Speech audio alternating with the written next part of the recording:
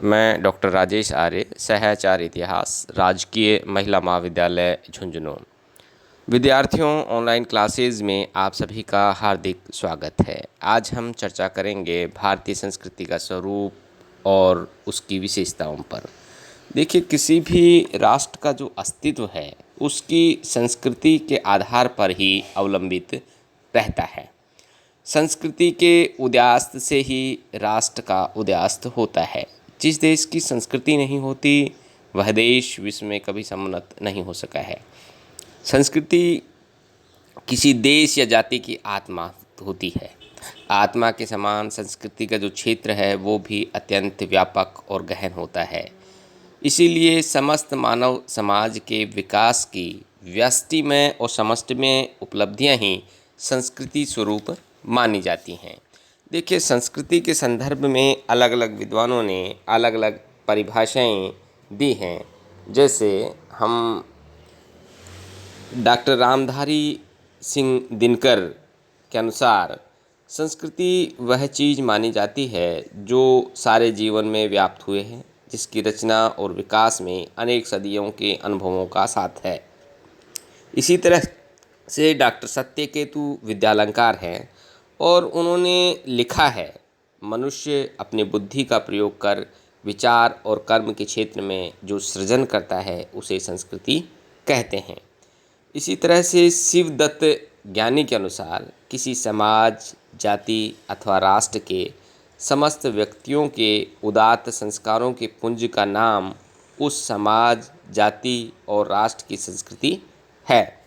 देखिए, संस्कृति और सभ्यता दो अलग अलग क्षेत्र हैं।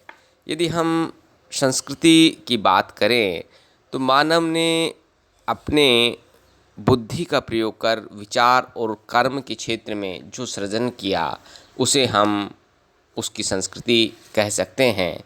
संस्कृति में धर्म, दर्शन, कला इत्यादि समाहित होती है। यदि हम सभ्यता की बात करें तो व्यक्ति की भौतिक क्षेत्र की जो प्रगति है, अर्थात रोटी, कपड़ा और मकान के क्षेत्र में जो व्यक्ति ने विकास किया, जो प्रगति की, वो सभी उसकी सभ्यता का विकास माना जा सकता है। अब यदि हम बात करें भारतीय जो संस्कृति है उसकी विशेषताओं की, तो देखिए, भारतीय जो संस्कृति है इसकी पहली विशेषता है प्राचीनता। भारत की जो संस्कृति है बहुत प्राचीन संस्कृति है। 1921-22 से पहले तो ये माना जाता था कि भारतीय जो संस्कृति है इसकी शुरुआत वैदिक युग से हुई, किंतु 1921 में जब हड़प्पा की खोज हुई पाकिस्तान में और एक नई सभ्यता की संस्कृति जो है वो प्रकाश में आई, तो माना जाने लगा कि भारतीय जो संस्कृति है, भारतीय जो सभ्यता है, इसकी शुरुआत आज से 5000 साल पूर्व हो गई थी। और इसी आधार पर ये कहा जा सकता है कि भारत की जो संस्कृति है वो बहुत प्राचीन संस्कृति है। दूसरी इसकी विशेषता है चिरस्थायित्व। देखिए, भारत की जो संस्कृति है वो एक चिरस्थायी संस्कृति है। समय समय पर विभिन्न आक्रांताओं के यहाँ आक्रमण हुए। शक आए, हूण आए, कुषाण आए, तुर्क आए और अनेक सभ्यता के इन लोगों ने भारतीय संस्कृति को नष्ट करने का प्रयास किया, मुस्लिम संस्कृति स्थापित करने का प्रयास किया। तलवार के बल पर भी उन्होंने इस संस्कृति के मूल तत्वों को समाप्त करने का प्रयास किया, किंतु भारत की जो संस्कृति है वो चिरस्थायी रही। अब उसका जो मूल स्वरूप था वो समय के साथ साथ परिवर्तित नहीं हुआ। इसी तरह से विश्व की जो अन्य सभ्यताएं हैं, जैसे मिस्र की सभ्यता है, मेसोपोटामिया की है, यूनान की है, रोम की है, जब इस पर विदेशी आक्रांताओं के आक्रमण हुए तो उन देशों की जो पुरातन संस्कृति थी वो नष्ट हो गई, किंतु भारत की जो संस्कृति है उसके साथ ऐसा नहीं हुआ।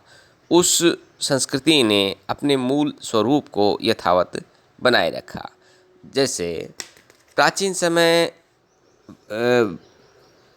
सिंधु घाटी सभ्यता के समय हम जिन वृक्षों की पूजा करते थे, जैसे पीपल की पूजा की जाती थी, खेजड़ी की पूजा की जाती थी, नीम की पूजा की जाती थी, वहीं पक्षियों में जैसे कबूतर की पूजा की जाती थी, पशुओं में गाय की पूजा की जाती थी, बैल की पूजा की जाती थी। तो आज भी हम देखें तो भारत के लोग इन वृक्षों की, इन पक्षियों की, इन पशुओं की पूजा करते हैं। तो इस आधार पर हम कह सकते हैं कि भारत की जो संस्कृति है, इस संस्कृति ने अपने मूल स्वरूप को नहीं खोया। ये एक चिरस्थायी संस्कृति है। दूसरी इसकी विशेषता है धर्म की प्रधानता। भारत की जो संस्कृति है, इसमें धर्म को विशेष महत्व दिया गया है।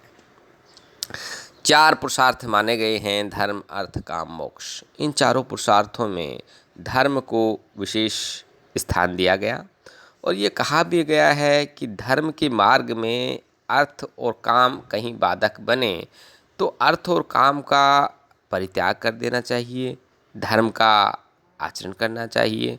और ये भी कहा गया कि देश धर्म है और धर्म ही देश है। तो धर्म की पालना पर एक विशेष बल भारतीय संस्कृति में दिया गया है। इसी तरह से इसकी अगली विशेषता है विचार दृष्टि की व्यापकता। भारतीय जो संस्कृति है, इसमें लोगों की जो विचार दृष्टि है वो बहुत व्यापक है। साथ ही मनुष्य के विचारों में स्वतंत्रता और साम्यता का विशेष महत्व मिलता है। जैसे कि पश्चिम की जो संस्कृति है, उसमें स्वतंत्रता को विशेष महत्व दिया गया है, किंतु स्वतंत्रता एक स्वच्छंदता हो गई है। भारत की संस्कृति में स्वतंत्रता को तो महत्व दिया गया है, किंतु स्वच्छंदता जो है उस पर भी अंकुश की बात कही गई है।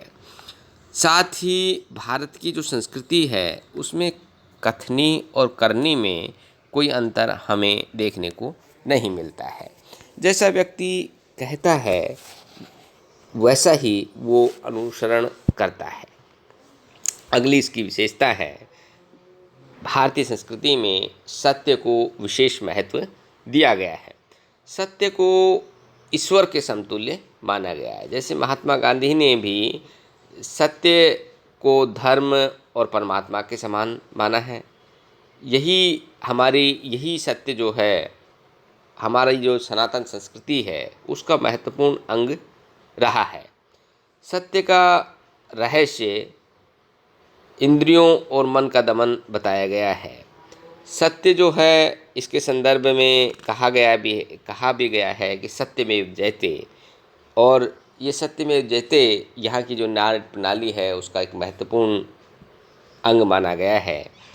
यह जो वाक्य है मुंडकोपनिषद से लिया गया है और हमारा जो बच्चा है उसको शुरू से ही इस बात को सिखाते हैं कि उसे हमेशा सत्य का वाचन करना चाहिए। तो सत्य जो है, इसको विशेष महत्व भारतीय संस्कृति में अतीत काल से दिया गया है। भारतीय संस्कृति की एक विशेषता है आध्यात्मिकता। भारत की जो संस्कृति है एक आध्यात्मिक संस्कृति है। भौतिकतावाद के प्रति एक आकर्षण, एक लगाव यहाँ के व्यक्तियों में नहीं रहा है। यहाँ आध्यात्मिकता को महत्व दिया गया है। उसका अनुमान इससे लगाया जा सकता है कि यहाँ जो ऋषि मुनि थे, जो भौतिक संसाधनों से परे हुआ करते थे, उन ऋषि मुनियों को एक विशेष आदर और सम्मान यहाँ के लोगों ने प्रदान किया है। साथ ही बच्चे को भी बचपन से ही आध्यात्मिक वृत्ति अपनाने के लिए प्रेरित किया जाता है। भारत की जो संस्कृति है उसका एक गुण सहिष्णुता भी है। दूसरों के प्रति एक सहिष्णु दृष्टिकोण रखना यहाँ के व्यक्ति का मूल स्वभाव है। भारत में विभिन्न जातियों के लोगों के आक्रमण हुए और उन लोगों के आक्रमण जब हुए तो उन लोगों ने अत्याचार भी किए, किंतु भारत के लोग उनके प्रति सहिष्णु रहे। उन धर्मों की या उन जातियों की संस्कृति की अनेक जो चीज़ें थी वो भारतीय संस्कृति में समाहित हुई। उनके प्रति एक कट्टरता का जो दृष्टिकोण है वो यहाँ के लोगों ने नहीं रखा। इसी तरह से जैन धर्म का शहादवाद का जो सिद्धांत है वही भी सहिष्णुता का एक उदाहरण माना जा सकता है, जिसमें कहा गया है कि व्यक्ति अपनी सीमित बुद्धि से वस्तु के संपूर्ण स्वरूप का विवेचन नहीं कर सकता, इसके लिए ज्ञान की आवश्यकता है। और एक व्यक्ति जो है अपनी सीमित बुद्धि से एक निश्चित दृष्टिकोण से एक वस्तु के एक पक्ष का ही व्याख्यान करता है और उसके संपूर्ण जो स्वरूप है उसके व्याख्यान, उसके प्रति अपना विचार रखने की जो सक्षमता है वो व्यक्ति में तभी